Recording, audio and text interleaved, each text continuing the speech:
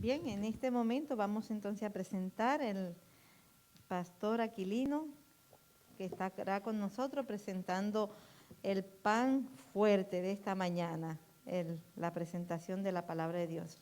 Muy bienvenido, pastor, que Dios le use. Amén. Voy a bajar. Okay. Me siento más cómodo aquí, ¿verdad? Bien, hermano, feliz sábado para todos. Yo siempre he dicho, es maravilloso venir aquí a la casa de Dios. Esa cita la tenemos de sábado en sábado, ¿verdad? Y cuando venimos aquí es un refrigerio,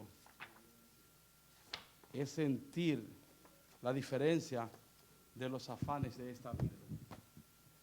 Antes de darle inicio al tema, quiero pedir la bendición a Dios para que sea Él que nos hable a cada uno de nosotros. Oremos. Eterno Padre de los cielos, te damos gracias por las ricas bendiciones que tú tienes para cada uno de nosotros. En este tu día santo hemos venido aquí buscando tu presencia. Necesitamos más y más de ti. Sin ti no podemos vivir en este mundo. Solo tú sabes dirigir los pasos de cada uno de nosotros. Ahora vamos a abrir tu palabra y queremos que tú nos hables. Perdona nuestros pecados en el nombre de Jesús. Amén.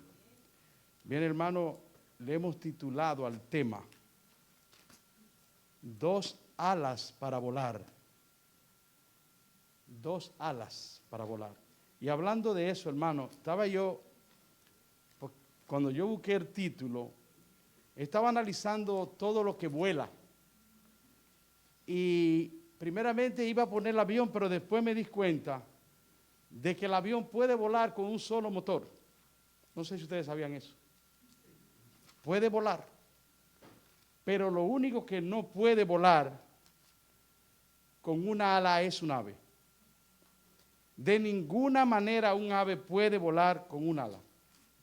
Para volar necesita 2 alas. Vamos al texto bíblico que se encuentra en Lucas en el capítulo 10 y los versículos desde el 25 al 29. Lucas 10, los versículos desde el 25 hasta el 29. Y dice así: he aquí un intérprete de la ley. Se levantó y dijo para probarle: maestro, pregunto, ¿haciendo qué cosa ganaré o heredaré la vida eterna? Él le dijo una pregunta también: ¿qué está escrito en la ley? Otra pregunta: ¿cómo lees? ¿A qué respondió y dijo? Amarás al Señor tu Dios con todo tu corazón y con toda tu alma y con todas tus fuerzas y con toda tu mente y al prójimo como a ti mismo. Y le dijo: bien has respondido, haz esto y vivirás. Pero él, queriendo justificarse a sí mismo, dijo a Jesús: ¿y quién es mi prójimo? Aquí está el centro del tema de esta mañana. ¿Por qué digo esto?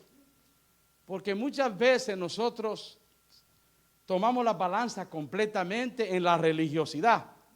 Mucha Biblia, mucha oración, mucho ayuno, mucha visitación a la iglesia, mucho estudio de profecía, que es bueno.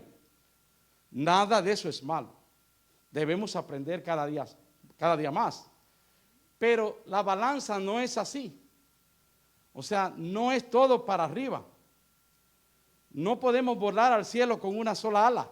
Necesitamos las dos.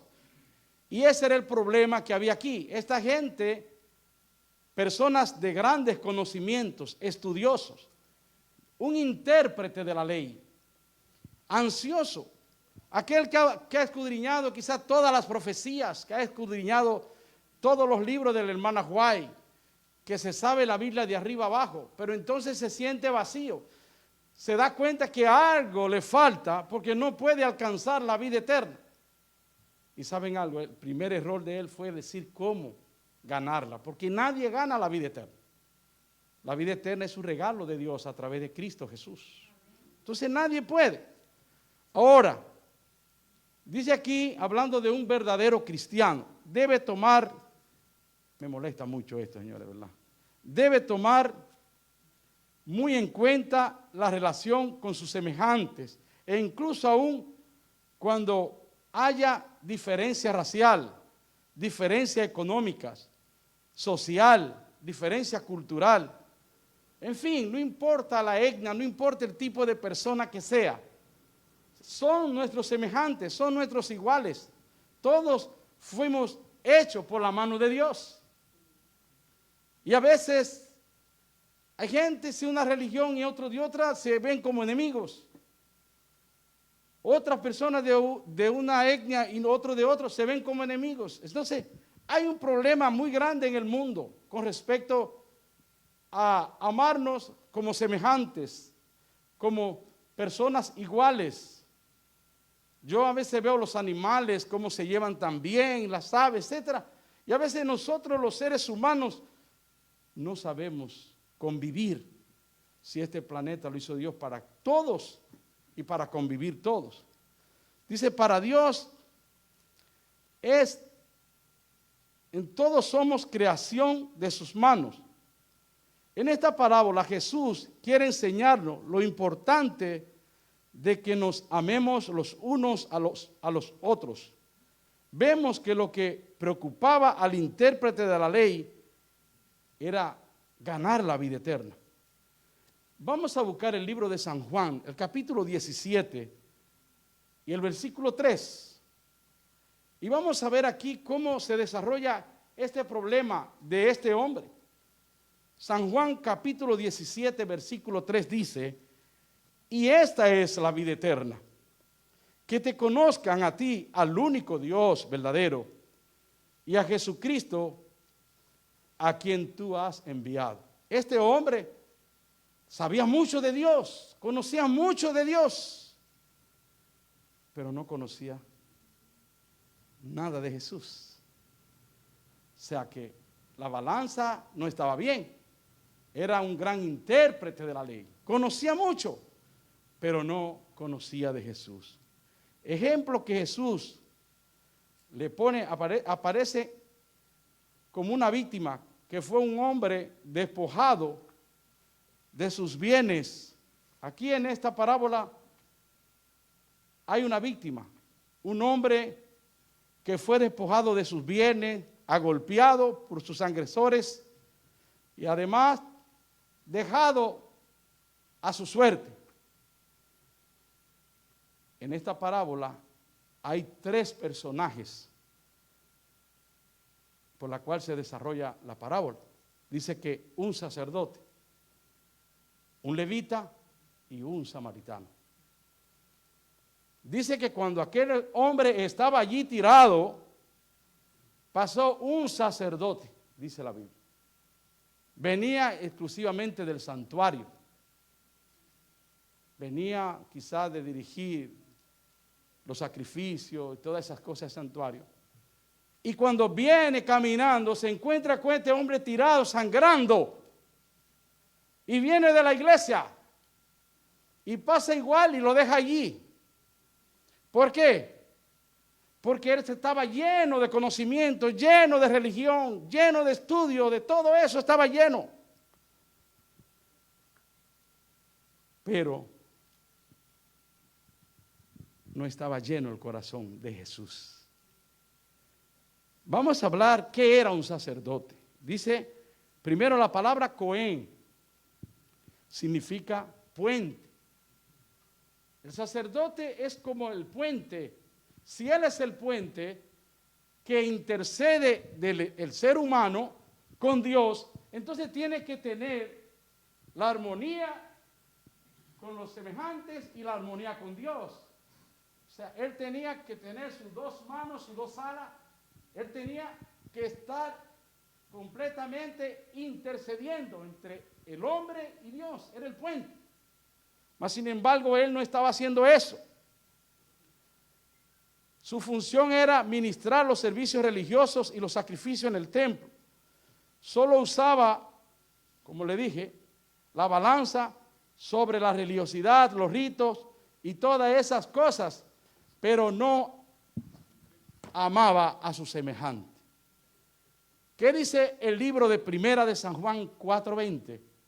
Para aquellos que buscan la Biblia. ¿Qué dice Primero de Juan 4:20? Dice así: si alguno dice yo amo a Dios y aborrece a su hermano, es mentiroso. Pues el que no ama a su hermano, a quien ha visto, ¿cómo puede amar a Dios que no ha visto? O sea, ¿cómo tú puedes decir que ama a Dios? ¿Cómo tú puedes hacer esto que no lo ha visto? Si Dios se te pone allí mismo a través del prójimo. Entonces somos mentirosos. ¿Cierto o mentira? Lo dice la Biblia. No lo digo yo. Entonces este hombre, por más que sabía de religión, de todo eso, en ese momento ya, ahí mismo falló, viendo a una gente desangrarse, viendo a alguien que estaba moribundo, y siguió de largo. Segundo personaje en la parábola, el levita. ¿Qué era un levita? Dice que el levita era el perteneciente de la tribu de Leví, que fue la tribu que Dios eligió para todo lo que se consagrara al templo. Eran los levitas. Y era además el que ayudaba al sacerdote en toda la liturgia que se hacía en el templo. O sea, era la segunda persona, como decir hoy en día los ancianos. El levita venía también del templo, dice la Biblia. Pasó.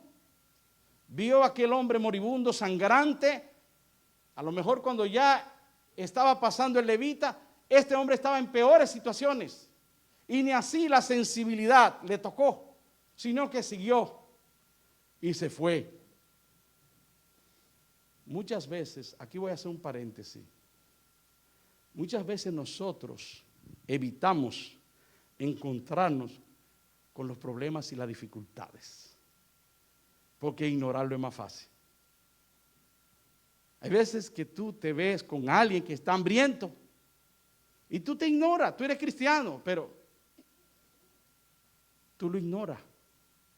No sé ustedes, yo me he visto a veces que he ido a un restaurante y eso se ve mucho, que tú llegas al restaurante, sientas y aparece siempre un pordiosero a la puerta, ¿verdad? Vienen los meseros y lo tratan malísimo, lo quieren humillar, quizás con mucha hambre. ¿Cierto o mentira lo que digo? ¿Cómo yo puedo comer en ese restaurante viendo un pobre hombre muriéndose de hambre allí? Yo no sé ustedes, pero yo no me siento bien.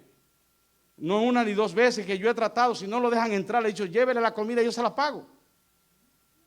Pero no me voy a sentir bien yo comiendo y viendo un pobre hombre muriéndose de hambre y maltratándolo aparte.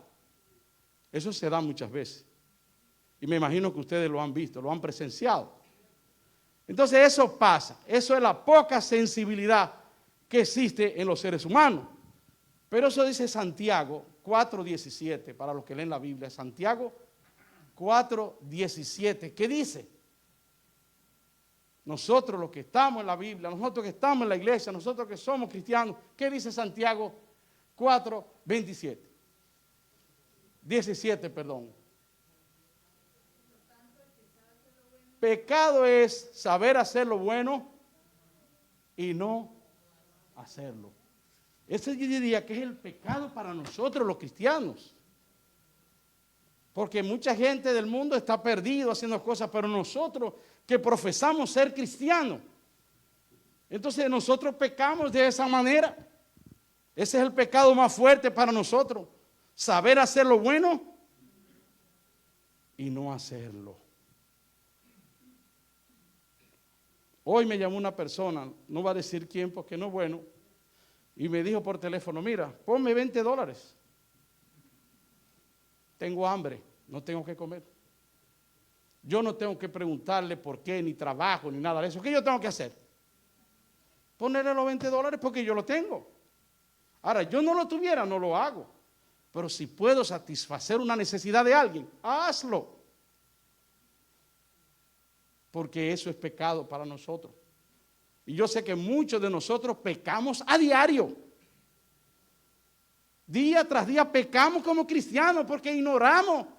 No hay sensibilidad en nosotros. ¿Y cómo el corazón se va a ablandar? ¿Cómo de corazón vamos a ser cristianos? ¿Cómo vamos a disfrutar de paz? ¿Cómo vamos a ser felices? Muy difícil. Por el centro del orgullo, por nosotros, porque queremos para nosotros solo. Dice aquí la Biblia, pecado está en aquel que sabe hacer lo bueno y no lo hace. Hermanos, la tercera persona aquí en esta parábola es un samaritano. Oye, ¿quién? Un samaritano. Después de tanto estatus, un sacerdote, un levita. Y al final cae el hombre más repudiado en la sociedad judía. Ni los gentiles eran más repudiados que los samaritanos. Era un odio racial que había entre ellos. Mayormente los fariseos, los saduceos eran un poco más flexibles, pero los fariseos los odiaban y los repudiaban. Yo leí tanto de los samaritanos, pero no puedo decir tanto, pero un poquito yo saqué de qué es samaritano. ¿Cómo se originó el samaritano? Llegaron la mayor parte de Israel en el exilio. Trajeron gente de Babilonia, del norte, de Mesopotamia y de Hamac, en Siria. Y los distribuyeron por el territorio del antiguo reino de Israel, que desde el 722 a.C. había sido la provincia asiria de Samaria. Ellos trajeron consigo sus creencias y acuñaron parte de las creencias de los judíos, como la Torá. Pero los judíos los repudiaban, lo odiaban. Mayormente los fariseos, como dije ahorita. Su templo estaba en el monte Gerizim en Siquén y fue convertido en ceniza. Pero ellos, como creían en el Dios también verdadero y en los dioses falsos, siguieron adorando en Siquén. Fueron a la montaña como quiera, aunque no tenían templo, ellos siguieron adorando. Ahora, tenían algo en común con los judíos. Por lo menos tenían algo en común. ¿Qué dice Primera de San Juan 4:8? Primera de San Juan 4:8 habla de aquella mujer samaritana. Que ella dijo en Primera de Juan 4:8, y cuando el Mesías llegue, ¿verdad? Juan 4:8, dice, cuando el Mesías llegue, Él nos revelará, ¿el qué? San Juan, ¿verdad? 4:8, no Primera de Juan.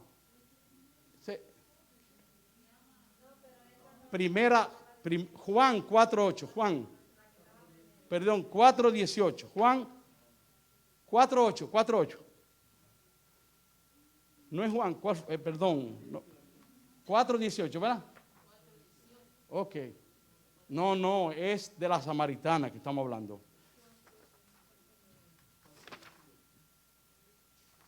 No importa, vamos a seguir. La cuestión es que dice que la mujer samaritana le preguntó al mismo Jesús, cuando el Mesías llegue, Él nos va a revelar cuál es el lugar de adoración que hay. Ella era samaritana, ella estaba esperando el Mesías. Aunque fuese samaritana, tenían en común con los judíos que esperaban a ese Mesías. O sea, que tenían ansiedad de ese Salvador.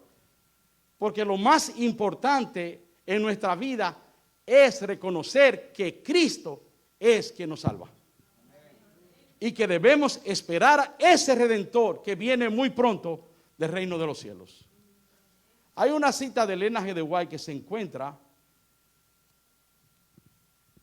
en Elena G. de White. Dice aquí, entre los judíos, la pregunta: ¿quién es mi prójimo? Está en Palabra de Vida, el capítulo 27. Dice aquí, entre los judíos, la pregunta ¿quién es mi prójimo? Causaba interminable disputa. No tenían dudas con respecto a los paganos y a los samaritanos. Estos eran extranjeros y enemigos. Pero ¿dónde debía hacerse la distinción entre el pueblo de su propia nación y entre las diferentes clases de la sociedad? ¿A quién debía el sacerdote, el rabino, el anciano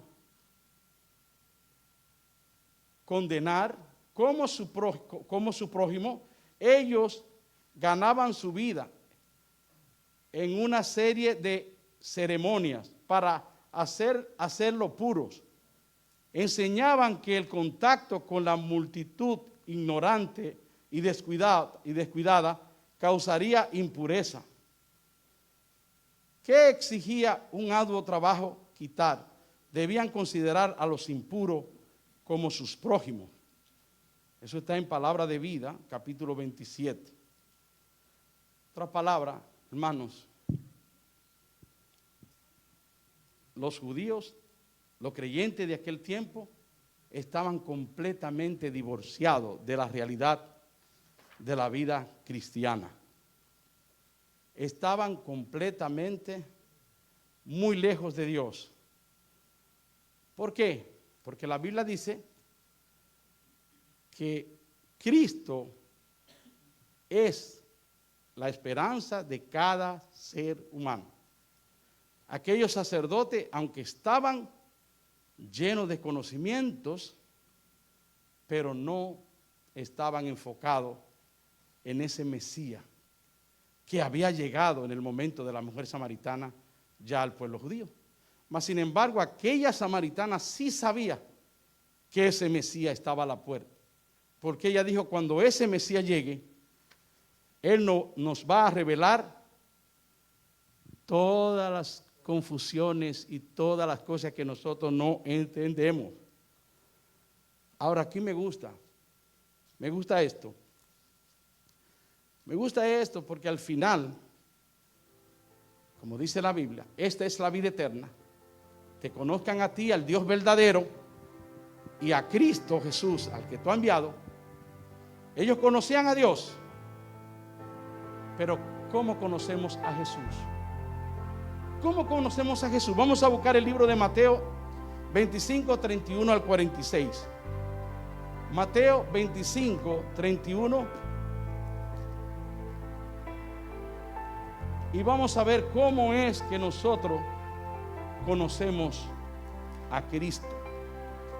Porque si dice el texto, esta es la vida eterna, que te conozcan a ti, al único Dios verdadero, y a Cristo, el cual tú has enviado. Dice así el texto bíblico: cuando el Hijo del Hombre venga en su gloria y todos los santos ángeles con él, entonces sentará en su trono de gloria y serán reunidas delante de él todas las naciones, y apartará los unos de los otros, como aparte el pastor las ovejas de los cabritos. Y pondrá las ovejas a su derecha y los cabritos a su izquierda. Entonces el rey dirá a los de su derecha: venid, benditos de mi Padre, heredad el reino preparado para vosotros desde la fundación del mundo, porque tuve hambre y me diste de comer, tuve sed y me diste de beber, fui forastero y me recogisteis, estuve desnudo y me cubristeis, enfermo y me visitasteis, en la cárcel y vinisteis a mí. Entonces los justos responderán diciendo: Señor, ¿y cuándo te vimos hambriento y te sustentamos, o sediento y te dimos de beber? ¿Y cuándo te vimos forastero y te recogimos desnudo y te cubrimos? ¿O cuándo te vimos enfermo en la cárcel y vinimos a ti? Y respondió y les dijo: de cierto te digo, en cuanto a uno de estos mis hermanos pequeños lo hiciste, a mí lo hiciste. Ese es Jesús. Ese es Jesús. Así se representa a Jesús. Conocer a Jesús no es saber mucha palabra, mucha Biblia, no es conocer todo eso. Conocer a Jesús es amar al prójimo. Ese es conocer a Jesús. Así tú puedes decir: yo amo a Jesús, cuando te duela la necesidad del otro. Una vez la hermana y yo tuvimos una situación de un hermano peruano. Yo sufría, no tenía la manera. Ella lo intentó también por un problema, se fue la hermana.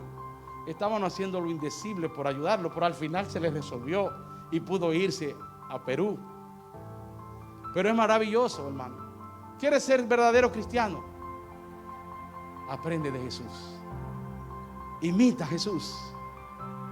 Y verás que de corazón tú eres cristiano. Porque muchos nos vamos a quedar por estar llenos de religión, de conocimiento, de muchísimas cosas. Y no hemos conocido a Jesús. Y Jesús se está presentando en cada lugar. ¿Cierto o mentira? Entonces no lo conocemos. Y por eso dice aquí, leyendo este texto, que Él dice: por cuanto a ellos lo hiciste, a mí lo hiciste. O sea, es a mí que tú lo estás haciendo. Es a Jesús. Entonces, tú quieres conocer a Jesús, identifícate con tu prójimo. Identifícate con Él. Y entonces sí. Y me gusta, vamos a seguir el texto, porque el texto es maravilloso. El texto es maravilloso. Vamos a seguir. Vamos a seguir por aquí. Un ejemplo dice: fui forastero, diciéndole a los otros, y no me recogiste. Estuve desnudo y no me cubriste. Enfermo en la cárcel y no me visitaste. Entonces también ellos le responderán diciendo: Señor, ¿y cuándo te vimos hambriento, sediento, forastero, desnudo, enfermo en la cárcel y no te visitamos? Entonces le respondió diciendo: de cierto te digo, en cuanto no lo hiciste a uno de esos más pequeños, tampoco a mí lo hiciste. Ahora, en este texto último, en el último versículo, entonces ahí ya se resuelve lo que quería aquel hombre intérprete de la ley. Dice el 46: e irán a esto el castigo eterno, y a los justos, ¿qué? ¿Qué dice a los justos? La vida eterna. Qué linda la palabra de Dios, ¿eh? Miren, este último pedacito ya está diciendo: aquellos ansiosos por la vida eterna. Y ahora el Señor le dice: e irán estos al castigo eterno, y los justos a la vida eterna. Hermano, la palabra de Dios es maravillosa. La palabra es maravillosa. Qué lindo es conocer a Jesús. Hermanos, fuera de Jesús no somos nadie. De corazón se lo digo. Cada vez